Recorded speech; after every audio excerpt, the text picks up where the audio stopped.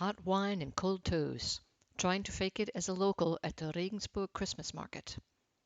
Who lives in these towns, and what do they do for a living, I wonder, as I watch the landscape roll by. I'm on a train headed to Regensburg to visit my friend Michaela and the Christmas market. 2 hours of reading time, yay, I think, but can't keep myself from looking out the window at the never-ending beautiful scenery. Gently rolling hills and pine forests alternate with now empty fields. Because of the glaciers that covered the land up until about 10,000 years ago, the soil is so fertile in Bavaria it's black. Thanks, Ice Age. Rising out of the fields and forests are fairy tale towns with church spires reaching up from the highest hill in their center. The inhabitants out here can't all be farmers, but they can't all be remote office workers either. Life outside of metropolitan Munich is very foreign to me, and the sights outside the train window never cease to capture my imagination. I'm glad my kids aren't here, so I don't have to see their reaction to my gushing about all the cute little towns, usually dramatic eye-rolling and sighs. We're from here, Mom. They all look like this. True, but I still can't get over how this landscape consistently scores 100 points on the picturesque scale, which cannot be said about the trains where I come from. Oh, wait, we don't have trains. Forget it. Many villages and a measly 2.5 pages later, I arrive. Regensburg is the perfect place for a nostalgic Christmas market, especially since it is a real-life Sleeping Beauty. A bustling, profitable town in the Middle Ages, it has the reputation of being Italy's northernmost city, a tribute not just to its beauty, but to Germans' wistful penchant for Italy, the land where the weather is warm and the waiters are friendly, two things equally unattainable in their own country. With no money for renovations, it wasn't until the 1960s that Regensburg attracted major companies who brought much-needed tax income.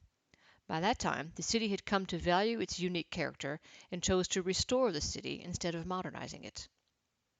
Regensburg also reminds me of one of my best embarrassing foreigner moments. Every expat has them. When we meet, we bond over our mutual shame. It was on a bike tour with German friends, and we were approaching another picturesque city called Donauwörth. Donau means Danube, and Wörth is an old German word for an island in the middle of a river. The city loomed ahead of us, just behind a bridge over a river, and as we cycled closer, something dawned on me. "Hey!" I exclaimed excitedly, like I had just discovered the atom. "Is that where the name Donauwörth comes from? From the Donau River?" "Good, Brenda, good," said my friend Matthias, nodding his head the way he did to his two young sons, and in the same voice he uses for his dog, while patting it on the head, saying, "Good boy." My excitement evaporated. "And what river is Regensburg named after?" he continued in his sardonic schoolmaster tone. I had never heard of a Regen river, but this had to be the answer. "The Regen," I said, trying to sound triumphant, defying his mockery. This all came back to me now as I stood on a stone bridge with Michaela, looking down at the churning confluence of the three rivers that catapulted the city into the center of the medieval scene. The Danube, the Naab, and, of course, the Regen.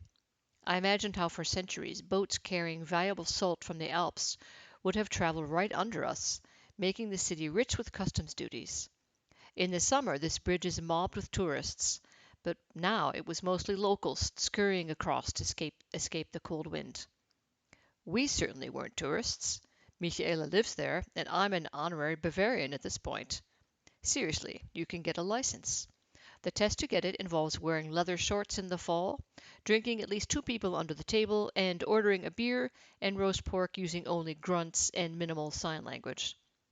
We were, however, headed for one of Regensburg's charming Christmas markets, which does happen to be a tourist destination. Nuremberg has the most famous and largest market, but I wasn't interested in bigger and better. I can get my fill in Munich, where the market is a giant red beast of shiny trinkets and lights, spreading its tentacles farther and farther every year. Beginning from the center at Marienplatz, it creeps down side streets, up the pedestrian zone, and spills into inner courtyards. There are themed Christmas markets with medieval food and wares, others with modern arts and crafts, and the general mumbo-jumbo markets of ornaments, fake Fabergé eggs. I actually bought 2 of those one year. Lambskin slippers. Bought those once too, for my niece. And lots of mulled wine. I've bought tons of that. Come to think of it, that might just explain the purchase of the Fabergé eggs. There is endless food. All kinds of sausages, Flammkuchen, sort of a French pizza, French fries, crepes, apple fritters, potato pancakes, and much more. People gather at stands to drink red or white mulled wine, stamping their feet to keep warm. The scent of sugar-coated nuts is everywhere. But best of all, there are Lebkuchen, a cake-like cookie dating back to the Middle Ages that is central to German Christmas culture. For a typical sweet-toothed American like me, learning to like Lebkuchen consists of several stages. Stage 1. You take a bite of a Lebkuchen under the expectant gaze of the German in charge of acculturating you. In my case, 3 people shared this task: my husband and both his parents. It was his mom who gave me my first Lebkuchen, and she was very proud to introduce me to this German delicacy. Chocolate, I said, trying to be positive. But on the inside it was sort of dry and crumbly, with lots of nuts and spices. It wasn't bad, but it wasn't exactly good. Interesting, I continued, trying to psych myself into liking it. Silently I was thinking, sorry, Americans like really sweet stuff, and this cookie thingy needs a lot more sugar.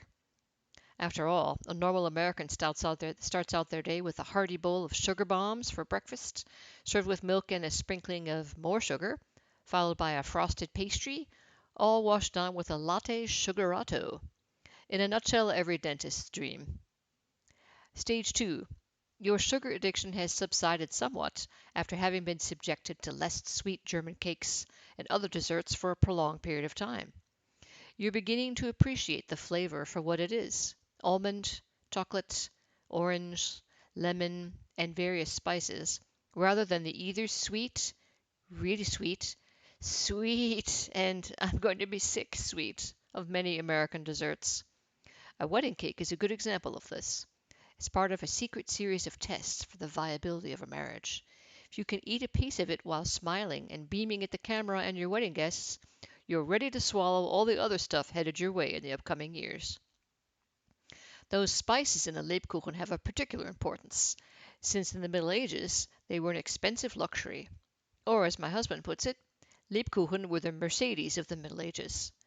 But if you take them with you on the road, they don't speed things up much. You just get chocolate on the steering wheel. Stage 3. In the final stage of Lebkuchenology, you can't wait for Christmas to come so you can get good Lebkuchen again. They start selling the cheap ones in the supermarket as early as September, but the good ones, the really good ones, don't arrive in the bakeries until late November. I know what I'm talking about. These are the results of a 30-year study conducted by, for, and on me. Back in Regensburg, I try my luck at one of my favorite little games. It's when I try to speak Bavarian dialect without anyone noticing that not only am I not Bavarian, I'm freaking American. Here they speak a much stronger dialect than in Munich. This is my big chance. A Haferwurst and Glühwein, bitte, I say to the burly guy manning the stand, smiling chalantly. A mug of white mulled wine, please. It looks like I've pulled it off, since he gives me what I ordered, no questions asked. That Bavarian license has really paid off over the years.